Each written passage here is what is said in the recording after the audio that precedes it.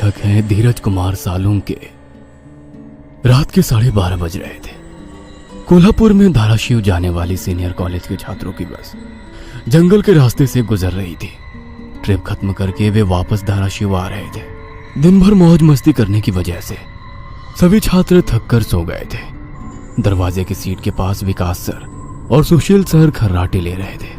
Bus driver विजय मामा भी नींद में बस चला रहे थे। उनके बगल वाली सीट पर प्यून पांडु मामा बैठे हुए थे कि तभी बस के सामने जंगली सुअरों का झुंड आया। विजय मामा ने बस जंगल में रोक दी। कुछ देर में जब रास्ता खाली हुआ तो बस फिर से चलने लगी। कुछ ही देर में विकास सर के पीछे ही दूसरी सीट पर बैठा श्याम नींद से जाग गया। श्याम की उम्र 21 साल थी। पढ़ाई में बहुत तेज था, लेकिन हमेशा अकेला रहने वाला। ना किसी से बनती थी, ना ही उसका कोई दोस्त था। वह दूसरी सीट पर अकेला बैठा हुआ था। सर, टॉयलेट जाना है। सर ने आधी आंखें खोलकर खिड़की से बाहर देखा। बस अभी भी जंगल में ही थी। थोड़ी देर बैठ जाओ, जब जंगल खत्म होगा तब मुझे उठा दो, मैं बस रोक दूंगा। वे बोले और फिर आंखें बंद कर सो गए। श्याम बस की खिड़की से बाहर देखने लगा और जंगल खत्म होने का इंतजार करने लगा। कुछ ही देर में जंगल खत्म हुआ और बस वीरान जगह पर आ गई। उसने विकास सर को जगा दिया और उन्होंने ड्राइवर से बस को रोकने के लिए कहा। जैसे ही बस रुकी, विकास सर बोले, किसी को टॉयलेट होना है तो अभी उतर जाओ, वरना बस सीधे धाराशिव जाकर ही रुकेगी। आवाज सुनकर पिछली सीट पर बैठा श्रीकांत नींद से जाग गया। विकास सर टॉर्च लेकर पहले बस से बाहर उतर गए। उनके पीछे पीछे श्याम और श्रीकांत भी उतरे और वो दोनों अलग अलग झाड़ी के पीछे टॉयलेट करने गए। श्याम टॉयलेट करके वापस आया, लेकिन श्रीकांत अभी भी नहीं आया था कि तभी श्रीकांत जोर से चिल्लाया। उसकी आवाज सुनकर विकास सर और श्याम उसकी ओर भागे, लेकिन तभी श्रीकांत झाड़ी से बाहर आया। क्या हुआ, क्यों चिल्लाए थे? कुछ नहीं सर, चप्पल से होकर कांटा पैर में चुभा। उसकी आवाज सुनकर ड्राइवर और प्यून भी नीचे उतरे थे। वो सब बस में वापस चढ़ने ही वाले थे कि तभी एक बाइक बस के सामने आकर रुक गई। अरे भाई साहब, यहाँ के नहीं हो क्या आप? क्या आपको पता नहीं कि इस रास्ते पर लोगों को हमेशा चकवा लगता है? बाइक चलाने वाला बोला। चकवा नाम सुनकर विकास सर बोले, हाँ पता है, हम बस निकल ही रहे हैं। और वो सब बस में बैठ गए। सर, वो आदमी किस चकवे के बारे में बात कर रहा था? प्यून ने अगली सीट से ही मुड़कर विकास सर से पूछा। हिंदी में चकवा मतलब छलावा, छलावा मतलब भूत। कहते हैं जो लोग रात में सफर करते हुए मरते हैं उनकी आत्मा छलावा बन जाती है।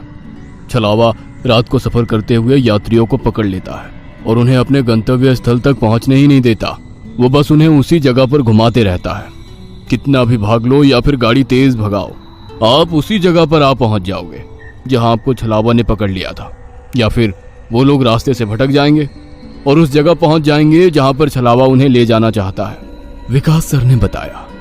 इसके बाद ड्राइवर बोला, और यात्री रात भर उसी जगह पर बार बार घूमते हैं।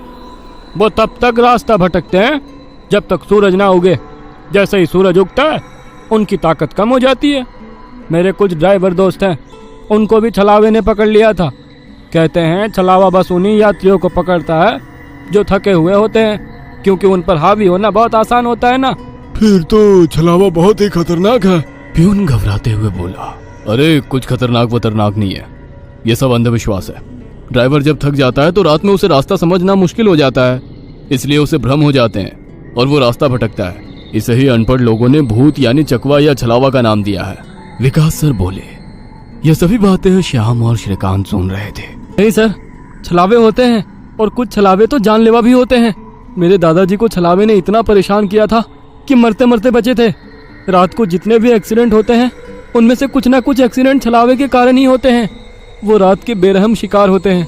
यात्रियों की थकान और डर ही उनकी ताकत होती है।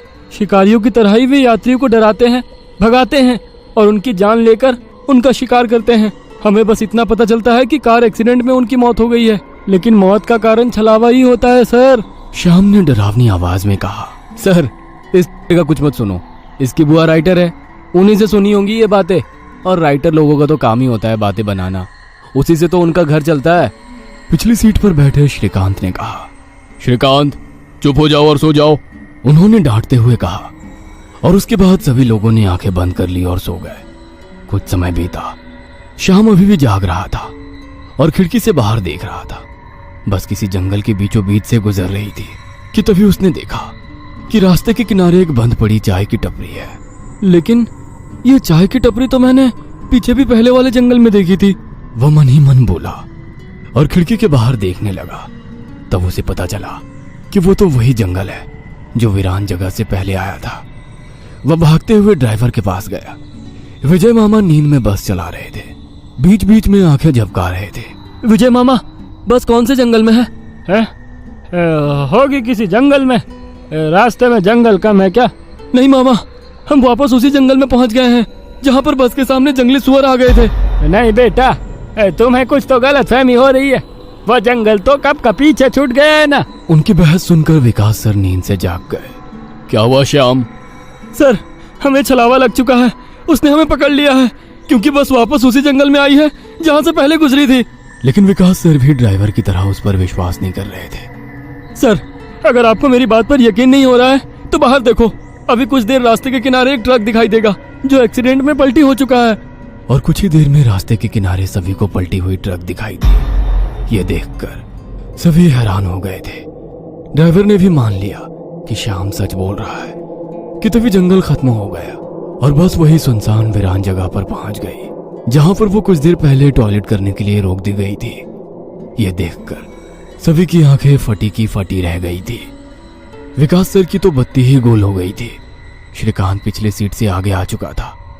सबके चेहरे का रंग उड़ गया था। बस अभी भी रास्ते पर चल रही थी कि तभी वो फिर से वापस वही जंगल में पहुंच गई। वो सभी जान गए कि उन्हें छलावा ने पकड़ लिया है। ड्राइवर कोई दूसरा रास्ता मिलता है या नहीं ये देख रहा था, लेकिन फिर भी बस वापस उसी जंगल में आ जाती थी।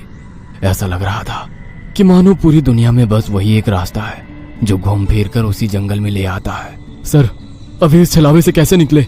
मैंने सुना है कि छलावे से बाहर तभी निकल सकते हैं जब सुबह हो जाए।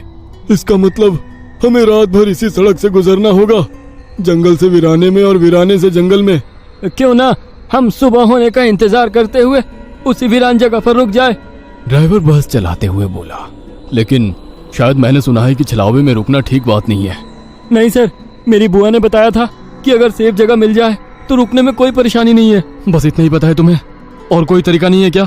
है, लेकिन वो अभी के लिए नहीं है। और वैसे भी अगर जिस छलावे ने हमें पकड़ा है, अगर वो कमजोर हुआ तो उसकी शक्तियाँ कुछ ही देर में कमजोर हो जाएंगी और हम छलावे से छूट जाएंगे।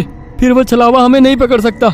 इन सभी की बातें सुनकर सोए हुए सुशील सर जाग गए। अरे क्या हुआ? आ गया क्या मेरा बोरगांव? सुशील सर उबासी लेते हुए बोले। तभी सभी ने उन्हें घटी हुई घटना बता दी। यह सुनकर सुशील सर के तो मानो होश ही उड़ गए।